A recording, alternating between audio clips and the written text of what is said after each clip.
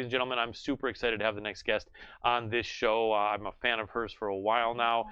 She is a member of that awesome Fortis MMA team in Dallas, Texas, under the guidance of the incredible head coach Sayif Soud. She was a member of season 28 of The Ultimate Fighter. We are talking about none other than women's UFC Bantamweight contender Bea Malecki. Welcome to the show, Bea. Thank you so much. My pleasure. It's great to see you here, and it's so great to talk to you. You have such an amazing team there. I have to say, we've been privileged to have Sayif on the show, and I know we've had the wonderful Macy Chasson, and we've had Jeff Neal and Stephen Peterson and Kennedy Nishwuku. I always blow his name, but he always understands. And these are amazing people. You've been there for you've been there for only about 6 months before. Now, prior to that, you were training only in Sweden, or were you somewhere else?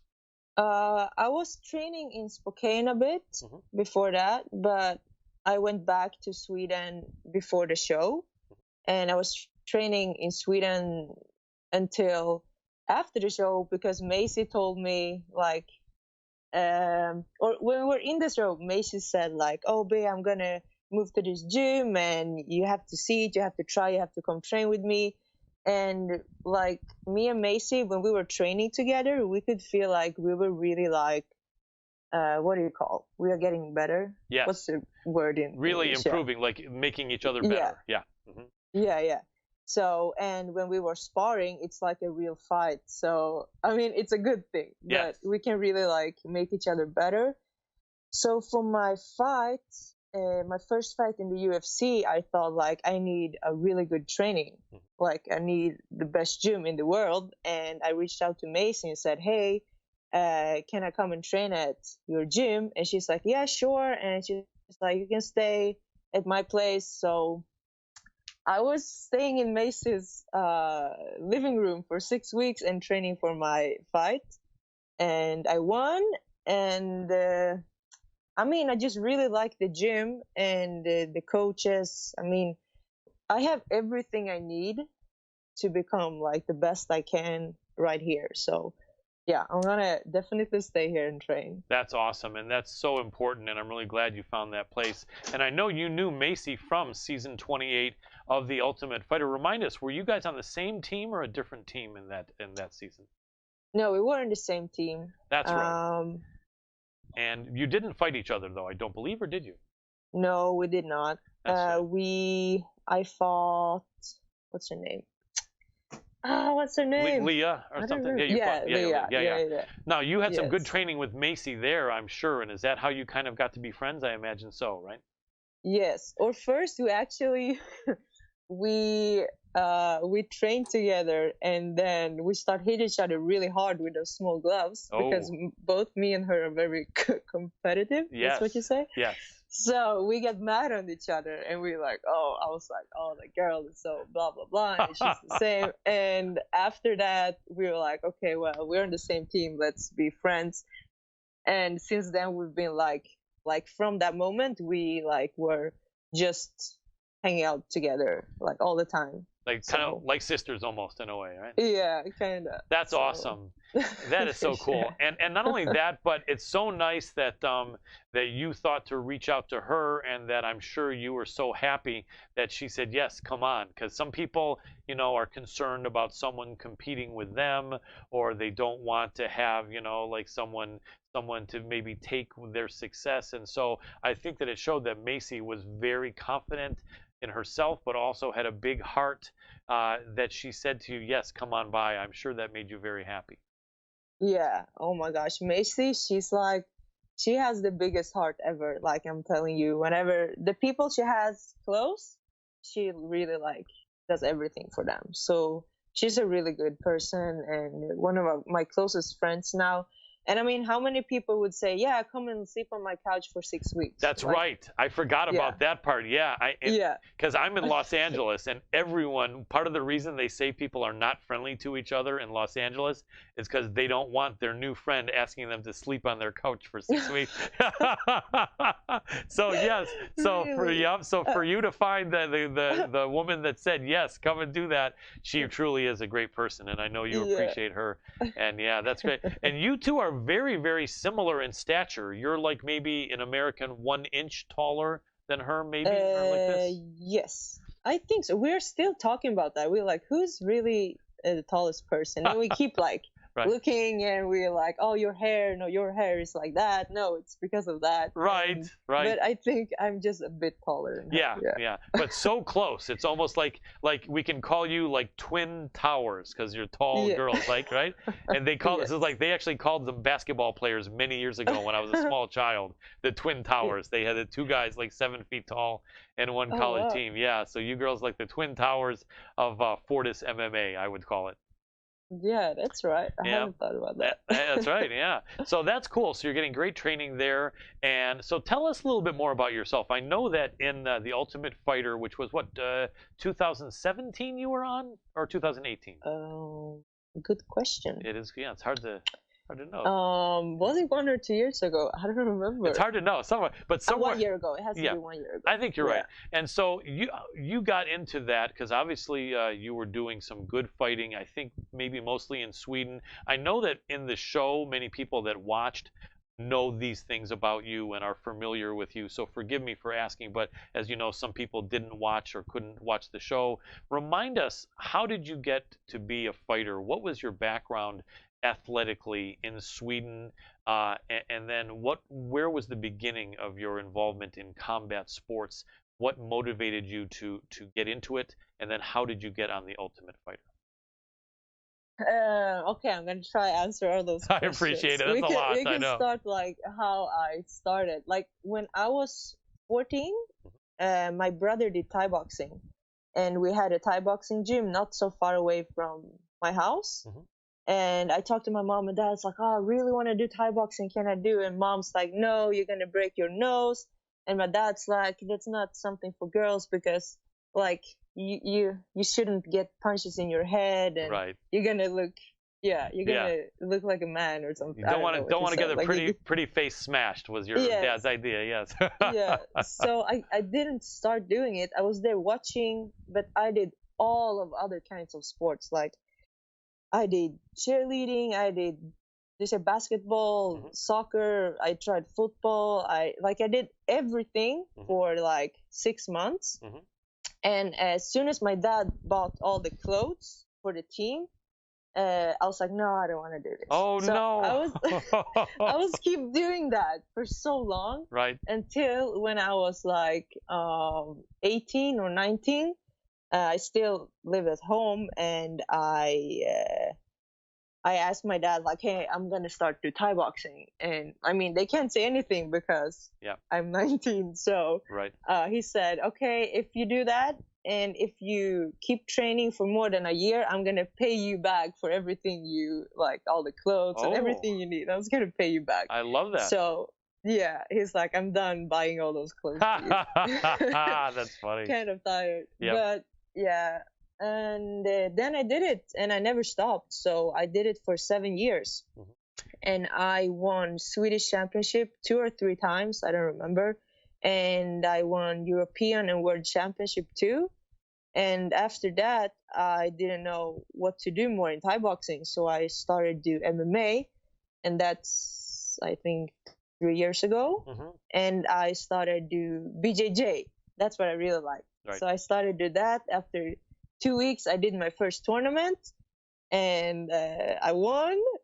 So I just learned one choke with the gi, and I was just choking all the girls out with that one. Nice. So yeah, and after that, I did more and more MMA, and then I had how many fights? 2 or 3 fights in MMA, and then I got into the Tough House. How did that happen? How did they get you from Sweden all the way over there in Europe? How did they find you for the Tough House? I don't know, but I think they called. Like, they called my gym and asked if I want to go and do like tryouts. Interesting. Yeah, so I went to Vegas and I did the tryouts, and then I don't remember if I went back to Sweden I went back to Sweden, waited, and then they called and say that I got a place there. like a spot. How do you Yep, say it? you got a You spot. Yeah, gotta, you won your spot. yeah, You got accepted. You got in. Yeah. yes, Were yes. you So surprised, or were you very confident? I'm sure you hoped that would happen, right? yeah, yeah. I really hoped I was gonna get in, and I did. I mean, I think you need to have like maybe more fights to get into the tough house, but I had a lot of Thai boxing fights. I Right. think I have like, oh, I stopped counting, but maybe 30. Wow, that's a lot. So I had a lot of experience, so they probably took me in because of that. That makes sense. So So yeah. now looking back on your experience living in the house, how was it compared to what you were expecting? And if you had your life to go back a few years, would you do it again or would you not? I would do it again. I'm really like laid back. I don't really like stress for much. And I had the time of my life there. Like I get whatever I wanted, whatever food I want, like living in a really nice house, sun, pool, training, nice people. So I can't really complain, but many people there were like, "Oh, I just want to go home. I want to get out of this place." I Right. was like, "Well, I don't know. I could stay here." I love that. You had a good time, and the good attitude is important. I think the Swedish people are known to have that good attitude. That's the funny thing that, right? And the funny thing, though, is in the past, I think in history, Swedish people are known for being friendly, a good attitude, having good health and good athletes, but never fighting before. So this is kind of a new thing. Now the Swedish people are known for great fighters, but I guess you all have that kind of that Viking spirit in your background, huh? Yeah. I love it. Viking, but my mom and dad are from Poland, so I Ah, get the Polish blood, yes. the I, crazy blood. I love that. Well, they do have a great history. There are some amazing fighters from Poland and people Yeah. from there, the Eastern Bloc, without a doubt. So, when you finished living in the house and you came out and you saw how they presented it on television, because a lot of people don't know, they shoot so many more hours of footage and they only present a small part of it on to make the series of The Ultimate Fighter. So, Yeah. there are so many more experiences that you had over there. How did you feel when you saw which pieces of film and video, which pieces of video that they took and which pieces they took speaking to you? Were you very happy? Were you somewhat so-so? Were you unhappy? What was your thought? And was it what you expected after living there to see the different small parts that they put on television? Um. I thought they're gonna. I don't really know how they were gonna present me, but they really like pushed me and for like, oh, I look so good. It's like I don't know. They like made it sound like I'm like I don't know. Like I didn't like that way they did it, Right. but because I'm like that's not me. I'm really like I don't like. Humble person, right? Yeah, Yeah. yeah, really. And I think I came out a bit like a, I wouldn't say a bitch, but like A little cocky, a maybe, or something. little, yeah, Yeah. yeah. That. And all the fun stuff we did, they like didn't put anything of that on the Oh show. no, that's terrible. Yeah, I Oh. know. I was like, why did you guys show this or that or anything? I was like, at least give us some footage. Like, this is what you guys missed, or like make another clips, of the fun part. They But should, yeah. yeah, I've heard that happens. Can you remember any of the fun or funny things that happened? Maybe you can tell us that we didn't get a chance to see. yeah, we had like a backyard fighting championship, and we were Oh, fighting each other in the backyard. We had like pool games, and we I don't know. We ordered like a huge teddy bear, and nice. like walked like we took out all the stuffing inside of it, and like yeah, I put it on, and then we like walked around and did stupid stuff in the house. That's funny. And yeah, and I did Welcome to My Crib with the huge house, but they didn't put that either on. Oh, that would have So been funny. It's like the Ultimate Fighter was your crib. yeah, Nice. but Oh, that would have yeah, been funny. That's awesome. I love to hear that. Did you, other than Macy, did you make friends of any of the other people in the house?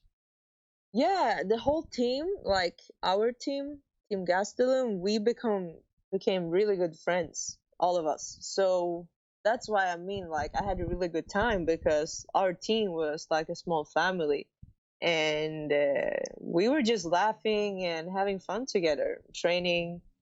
So I like yeah, that. Good experience. So yeah. you're living in Texas now, and is this difficult to be far away from Sweden, or are you pretty much used to it now, and you have people that you feel are like your friends, like your family, kind of here as well? Um, it's, I mean, it's both. I mean, I'm here and I feel good here. I train. It's like I feel good, but of course I'm gonna miss my family too. So I was wishing to go home for Christmas, but it doesn't look like I'm gonna have time to do that Right. because I'm gonna have to train. Right. But mom said that we can make an extra Christmas when I come back, so I'm not gonna That's miss cool. it. That's awesome. Speaking about your Yeah, moms, and now that your parents have seen that you've done it for more than 1 year, it sounds like they do support you. Is this equal between your mom and your dad, or a little bit different about how they yeah. feel? Equal. No, no, they support it. I mean, they got used to it because first, my first fights in Thai boxing, you have a headgear, you have chin protection, you have like huge gloves. Right. So it's more like a, do you call it Michelin guy with all this clothing on? I don't know. Do you call that? I Uh, don't know if we just say it in Sweden. gotcha. It's almost like, Anyway, you have yeah, like a lot yeah, of a lot of gear, protective gear for like yes, amateur type of, yeah. yeah, yeah, So it's not so much blood. right.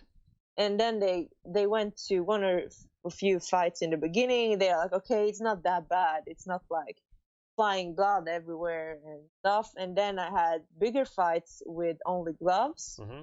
so there was no protection, and they saw that and they got used to it. So now when I switched to MMA, the only difference is that it's a bit smaller gloves and you can like break arms and how do you say, choke someone. Right, submissions, Kind joint of. locks, yeah, absolutely. It's the only difference. Were they there when you fought in Sweden, your last fight?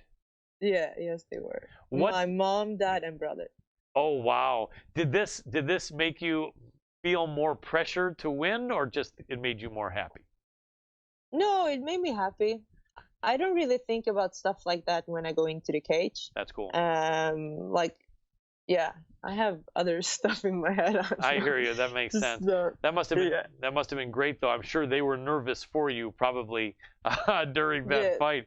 And yeah, and that fight made you 3-0 in MMA, but that was your UFC debut, which I yeah, think was really important. And so even with your UFC debut, they say that many people have what's called an adrenaline dump, where you go in and you feel good for a few seconds, and then you see the lights and you see how many people are around, thousands of people, and you start feeling, oh no, this is, yeah, where am I, right? But did this happen at all for you, or no? not in this fight. I had it in my first fights You're- in Thai boxing, but I don't really care about the crowd. It's not stuff I does, don't know. doesn't bother you. It doesn't worry you or make you No, stressed. That's good. no, it doesn't. So you're comfortable. Well, that's good, and I think all those Thai boxing fights probably helped you. So in that fight with Duda Santana, the Cowboy Zinha from Brazil, Yeah, I think they had the odds even, or maybe even like her a little favorite or you a very small favorite. Something. It was very close, and yeah, right, I remember feeling that I really felt you would win, but also the first fight is tough, and you're in your home country. Maybe it was going to be more pressure, but it seems like in that first round things were very close, maybe almost like you weren't feeling so great in that first round. And then the second yeah. round you came in like you were angry and you were ready to finish this. Tell me what was going on. What happened in the first round? What was your feeling about what happened, and then what changed in the second round? Um, First round, I would say that it doesn't look like I have been done so much boxing in my life before. Right, right. I could have done it better. I mean, I was focusing so much on other stuff in my camp. I mean, we train everything, but Yes. um, I don't really know. Sometimes the first round, like in your UFC fights, maybe it's like harder. Yeah. I mean, so I think something happened, and I didn't get the feeling. Right. You didn't feel great in that first round. Yeah, I couldn't like I couldn't find my rhythm, and it was just a bit off. Yeah. But in my head, still, I was like, I'm gonna win, so I'm just gonna keep fighting until I get like do something to win. Right. And then I think. Did you get good coaching in between rounds? Did Sayif tell you some good things, or your coaches maybe? Yeah. I mean, I think I was just throwing too. You say throw too much. I wasn't like feeling it, so it was hard. And he's like, stop trying to knock her out. Just like start feeling it and start to like do it faster, because I was just really slow. I was like, I don't know what I was doing the first round. But the second round, he's like, get your mind straight and just do what we planned to do. And so she tried to take me down, and I could feel like she didn't have the balance. So I could get on top of her, and from there I was like, there's no chance she gonna get out of this alive. I love it. Like, yeah. And then you got the finish. The crowd cheering for you probably also made you very happy, didn't it? Yeah. That was awesome. But I could hear, like, when I was like doing not so good, like when she took me down, I could hear people like, oh no. I was like, I wanted to tell them, like, don't worry, I'm gonna get up, like, don't worry about it. I love it. I love it. Just give me a minute. Oh, no, not even a minute. 10 seconds. Right. And I'll be back up. Yeah. That's cool. That's so cool that you felt the connection to the crowd and you didn't want them to be discouraged for you. That's really neat. Yeah. I remember in the interview you said you were happy because you're there and all these people are Swedish and everything. So I thought that was cool. I thought it's neat. You're so happy to be there, you know, and you're in front of your countrymen and countrywomen. That was awesome. Well, cool. Yeah. Well, I know you were kind enough to agree to jump into our pros pick segment. We've got a couple big fights we're going to get your opinion on, and this is brought to you by, as usual, Digi South, cross-trained MMA fighter, combat pressed Hannibal TV, and New You. And so the first fight I am going to ask your opinion on, Bea, is going to be coming up on December 7th, which is Aspen Ladd versus Yana Kunitskaya in Washington, D.C. A very interesting fight for those of you who watch my show. We've had Yana on the show before. A very, very nice girl. And she's now, I think, the girlfriend of the Brazilian fighter Thiago Santos Marreta.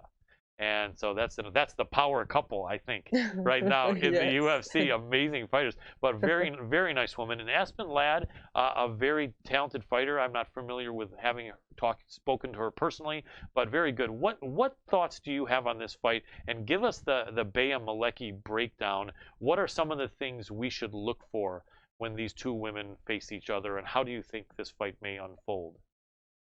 So I think I sparred with Yana before, and she's really strong, and she's all rounded, but that's Aspen, she's that too. Like, both of them are really all rounded, I think.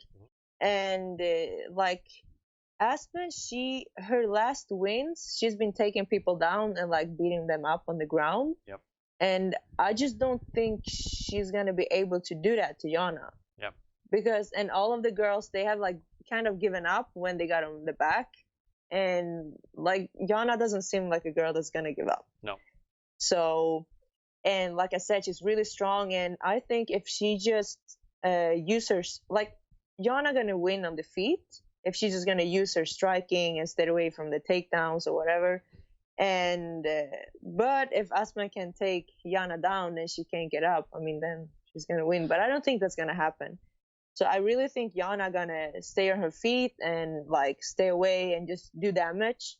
And I think it's gonna be the full rounds, but I think that Yana gonna win. Gotcha. I agree with that. And Yana, again, is another tall woman like yourself. Aspen Ladd is actually short stature for this bantamweight division at 5'5", right? I've had another female UFC fighter tell me that she feels Aspen Ladd should not be a bantamweight. She should be a flyweight. But the strange thing is Aspen Ladd finds it very difficult to make bantamweight. Yeah. But then she's huge. Yeah, I guess Isn't she's a thick girl. Obviously she's not a tall girl, but she's a thick girl. But you know, her last fight against Germaine de Randamie, it was terrible. If I don't know if you saw, but not only did she have to have the curtain to make the weight without clothing on, but her face looked like she was in a severe pain. Like she is shaking, and this is really unfortunate and it, you know, not a healthy thing. So people are hoping that this is not going to happen with her again. I think, you know, she says she's keeping her weight lower, and you know, it's going to be better. So I hope she can be healthy. And even if she is, though, I agree. I think Yana is going to be able to stop the takedown, and then if Aspen can't take her down, I think Yana wins that fight. But it would be a good win for either one of them. Both are talented women for sure. And so next up, the big one coming up on December 14th. For those of you that don't know, MMA Power Hour will be there for Fight TV, cage side in the press section at UFC 245 with 3 title fights. The fight we're going to ask Bea about is the Women's UFC Bantamweight Championship, the double champ, as it were, Amanda the Lioness Nunes, defending her bantamweight title against the Dutch woman Germaine de Randamie. How do you see that one matching up? They did fight several years ago, but it was quite early in both of their careers, so I don't think that's going to be very relevant, but perhaps you do. What's your thought about how that fight unfolds? What are some interesting things that you can tell the fans that we should look for? I think that Germaine, she's a super great striker. Yes. And Amanda, she's really good, but she has more power than technique, I think. Yeah. And it's, I mean, when you think about the fight with Amanda and what's her name, Valentina Shevchenko. Yes. 2 fights. Amanda didn't like go and like try to kill her. Right. It was more technical. They almost didn't do much at all. Right. And maybe I think that because Germaine is really technical, she maybe is going to do kind of the same thing, but I think she's going to try to do takedowns too, and finish Germaine on the back. Right. Even though the floor. Right. Even though Germaine is now training with AKA Khabib Nurmagomedov, Daniel Cormier. You know, so this is, I think, a great thing for her, and I think her takedown defense to stop the takedown is getting better. And I think, but so you feel that Amanda, knowing that Germaine is the more decorated striker, with Germaine being an 8-time Muay Thai world champion, that Amanda will try for the takedown? I think so. Yeah. I mean, maybe she's gonna try to feel her out, and if she feels like, oh, I can do this, no problem, then she's just gonna strike with her. But I don't think so. Right. I really think she's gonna try take her down. Yeah. And that, or grind her against the fence, maybe, you know, right? Yeah. And then, because I think if they're just going back and forth in the middle of the cage, I think possibly Germaine wins the title. What do you think? Yeah, it's possible. Yeah, for sure. Yeah, and that would be an interesting fight down the line. Obviously, both of them would be interesting, but if you were to fight Germaine down the line, that would be quite interesting, wouldn't it? Yeah, it would. Yeah, absolutely. Well, you're on a great track. I think your next fight is not signed yet, but I would imagine that you're hoping perhaps after the first of the year, very soon, maybe? Yes. That would be great. We are working on it. That's great, and then you'll be able to have some holiday food. So in the last few minutes we have with you, first let me ask you, for the Christmas time, I guess in Sweden there would be no Thanksgiving because this is kind of an American tradition. There was no pilgrims who found Stockholm, right? No. Yeah. So there's no Thanksgiving. So for that, you'll enjoy the American Thanksgiving. Have you done that before, once or twice, to have a Thanksgiving in the United States? I think I've done it once, but it was just like a small thing. But is it going to be bigger this time? Do you have somewhere to get the great traditional American Thanksgiving, or again, maybe not? Yes. Yeah. I think so. I think this one is going to be really big. That's So awesome. Well, I we'll think you'll see. love it. It's really great food, and it'll also give you that great sense of the an American tradition when you have this food, because this is really big. We love Thanksgiving. And then for Christmas, is there anything done differently in Christmas for celebrating in Sweden or with food that we might not know about here in the United States? Like Sweden is very weird. We eat, I don't do, because in my family we do it the Polish way, Hmm. but Swedish people eat the same on Christmas, Easter, and it's called midsummer. Huh. I don't know if you guys, the day when the night is the same long, I mean, there's no night. The sun is like, yeah, Interesting. that's, yeah, the middle of the summer.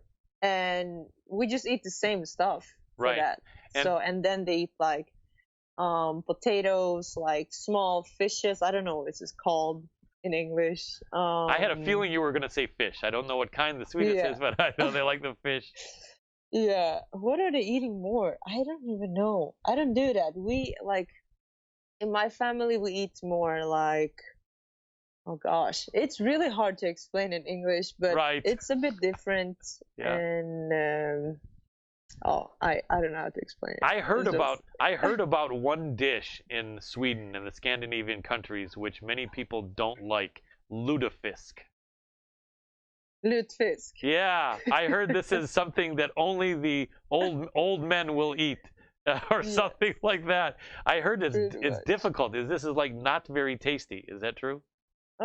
I think I only tried it once in my life. It's really salt and it smells really, really, really bad. Oh. Like yeah, you can't, like the whole house is smelling like bad fish when you eat it. Yeah, so I don't really get that thing. Yeah, I was gonna say people are not serving that every day in Sweden now, huh? Yeah. And another thing we have is caviar, Swedish caviar. I don't know if you heard about that. I think so. It's very good. Is that similar to the American caviar, or it's a little different? No, it's like not even close. So people who go there, they like when they try it, they like, ooh, I don't like it. It's very strong, but it is fish eggs of some sort, right? Yes, but it's like made with something else inside, so you just put it up from a tube. Interesting. Yeah. On your sandwich or whatever. Very you interesting. Have it on. Very interesting. Have you seen in the candy section of the stores the candy Swedish fish? But it's candy. Have you seen that? It's like a chewy gummy candy. Yeah, maybe they don't have it in Texas, but in stores there's a product you can look on the internet that it's a candy, but it's called Swedish fish. Okay, and I don't. You gotta look, and I think it's like a shape like a fish, but it's a chewy like fruit candy.